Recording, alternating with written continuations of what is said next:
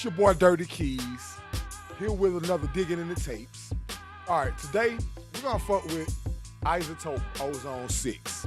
A lot of y'all been asking me to do a tutorial about Ozone 6 or whatever, because you know it's a complicated little beast, but it's simple once you get to know it. Alright, as you can see, I've been kind of working on a little bit actually, or whatever, just to get it to sound right or whatever. But right now I'm gonna bypass it.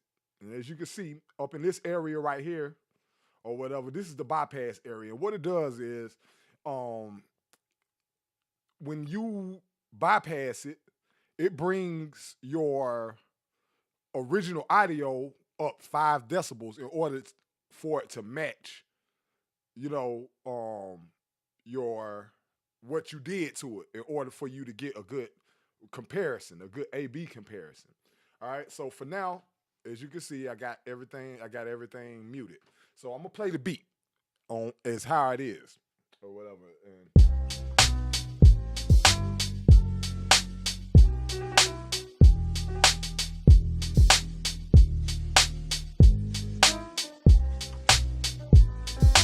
Not bad, not bad.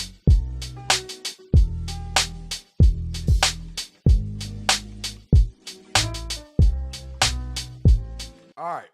So as you can see, that it sounds okay. You know, it need a lot of stuff done to it in order for it to be official.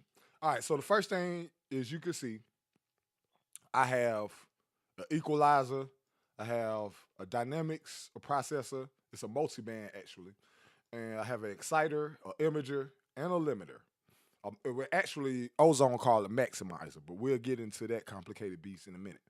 All right, but first we're gonna start with the equalizer, and I'm gonna go ahead and push bypass.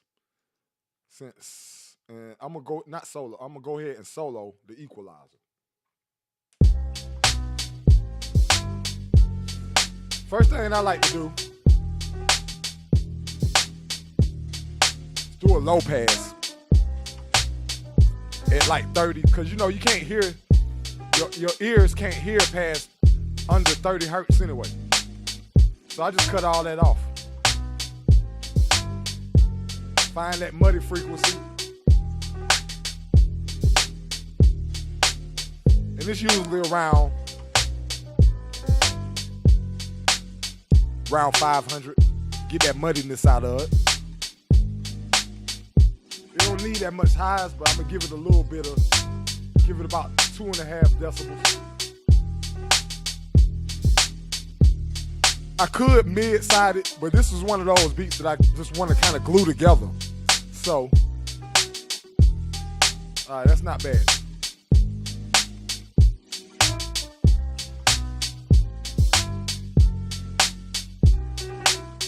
All right, let's go with the dynamics.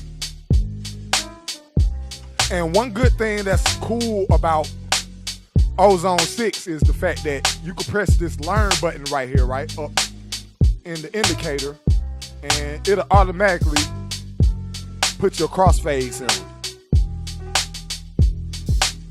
So what I like to do is put a little compression on everything just to kind of smooth it out. Then bring it up a couple of decibels. Even it out.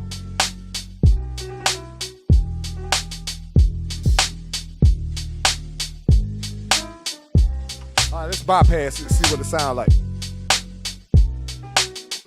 It's kind of subtle, but that's how it's supposed to be. If you add too much, then it's not gonna sound like your beat. All right, we're gonna leave it like that for now. Let's go to the exciter. All right, I go up into the tape mode. See, there's a few of them. You got your warm, you got your retro, your tape, your tube, your triad, and your dual triad. All right, today we're using tape. And let me tell you something. In order for it to be usable, you have to put it at like 50% on all the frequencies, okay? And then use oversample. If your computer can handle oversample, use that shit because it's there for a reason, You know what I'm saying? It's a subtle difference. You can't really hear it, but your speakers will feel it. You know what I'm saying? So it's all about making sure that whatever speakers this shit is translating from, you got to make sure that it's official. So sometimes you got to use inaudible effects in order to make that happen. And this is just one on oversampling. All right. If you don't know about oversampling or whatever, just put in a request down in the comment section, and I'll do a quick tutorial or a quick overview about oversampling and the advantages and the disadvantages of using oversampling.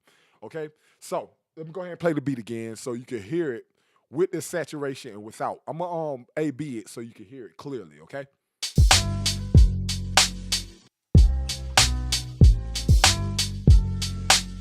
All right, with the exciter, without the exciter.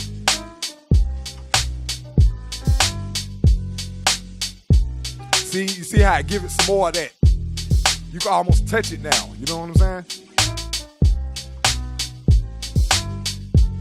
All right, let's go into the imagery.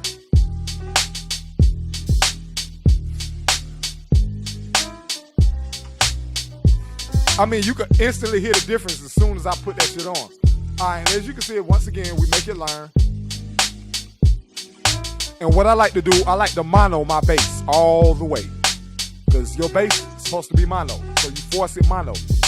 And as you can see, it got 3 different meters. And I like to use this one right here is because it's just a lot easier to just the texture shit.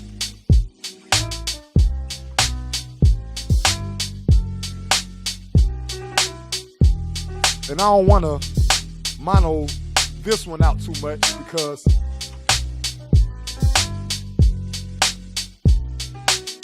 sometimes you gotta kind of mess with the crossfades a little bit to make your ears, to make it sweet to your ears, you know?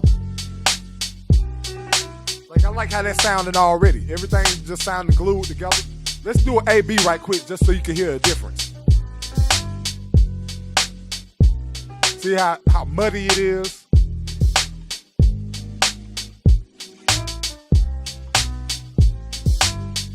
Yeah, make sure you have some headphones so you can hear this shit clearly, yo. It's a difference. And also, I like to check it in mono. Like, that's right there is terrible. So that means I gotta fix something.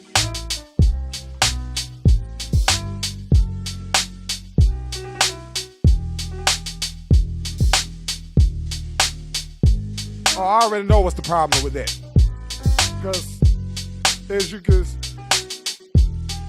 see, up on my, I don't know why this is doing this. Oh, okay. All right, I'm just trying to move this aside. For some reason, I'm not using a mouse pad. That's the problem. All right, just to let y'all know. Let me cut this off because I don't use presets too much. All right, and as you can see, the reason why the sample is acting like that is because I have this frequency shifter on, and even for some reason it's not mono compatible, so I'm gonna cut it off. But I can't do that, as you can see. So I'll figure out how to make sure to force that to mono later. So let's just get back to Ozone on the overall thing. Sometimes you just got to go back in the mix and fix shit. And that's just one of those situations where I'm going to have to do that. But I kind of like it the way it is right now at this level, so I'm going to just leave it like that. All right, let's go into the maximizer. All right, maximizer is simple. We got 3 sections. I like to use crisp and IRC3. All right, let's play with it. And then turn on your true peak limiter. Bring this down a couple of decibels. You know, that's just the old school way. You don't probably only have to do this shit, but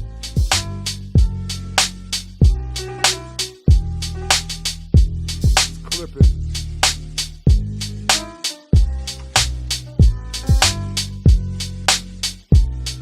Oh, you see that? You hear that? It gets louder and more even, you know? Hey, let's bypass. Hey, that shit is hot, right? Clip it.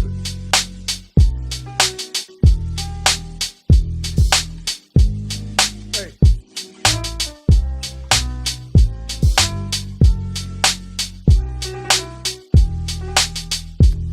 And the way that sounds, especially the way I operate, you know, a lot of times niggas just need beats, just enough to get them through the recording or whatever. So, you know, I don't add too much. I don't do too much without vocals. You know what I'm saying? What's the point in spending all day sitting here trying to mix the shit up when your shit got to get remixed anyway when vocals come up on top of your shit? So, pretty much, I like the way it is, and this is the way I'm gonna throw it on the web. I do it like this, throw it on SoundCloud, and that's it. So once again, you know, it was just a quick overview on how I use Ozone 6. And if you don't use Ozone 6, then you tripping, bro. So make sure you go out and just get your copy. It's a few $100, but it's worth every dime. It pretty much pays for itself. You know, it's a lot of presets that I didn't use or whatever. Let me pull up the browser section. You know, they got a lot of presets in it or whatever that you can use to start out, you know. A lot of times, man, you want to go up into the balance section and just use a CD master or, you know, and then kind of adjust it from there. But me, you know, I've been using it for a while, so I already know how to get up in it. So once again, it's your boy Dirty Keys, and I want you to like and subscribe my shit if this is helpful to you or whatever, and I'll see you next time. Once again.